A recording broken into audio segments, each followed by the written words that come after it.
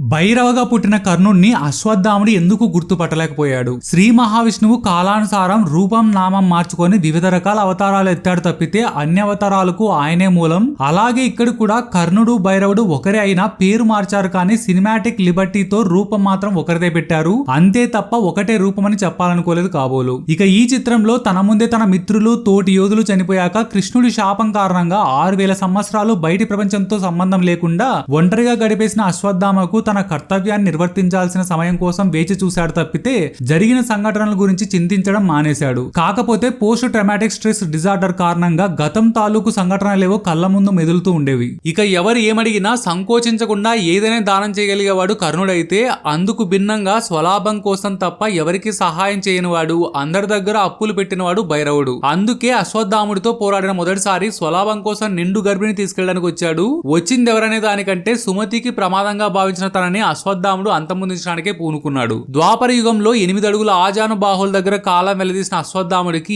ఈ కలియుగంలో 6 అడుగుల భైరవను కేవలం మామూలు మానవ మాత్రుడిగా మాత్రమే చూశాడు. మహాయోధుడు, పరాక్రమవంతుడు, గొప్ప స్నేహితుడు కర్ణుడైతే తనకెదురైన భైరవుడు తుంటరివాడిలా అధర్మంతో నిండుకున్న ఒక కలి కాపరిలా కనిపించాడు. కానీ ఎప్పుడైతే విజయధనుస్సు యాక్టివేట్ అయిందో అప్పుడే తను పునర్జన్మనెత్తిన కర్ణుడని అర్థం చేసుకున్నాడు. జీవిత తాత్పర్యం తెలియక నామమాత్రపు మనిషి రూపంలో మిగిలిపోయాడని గ్రహించాడు.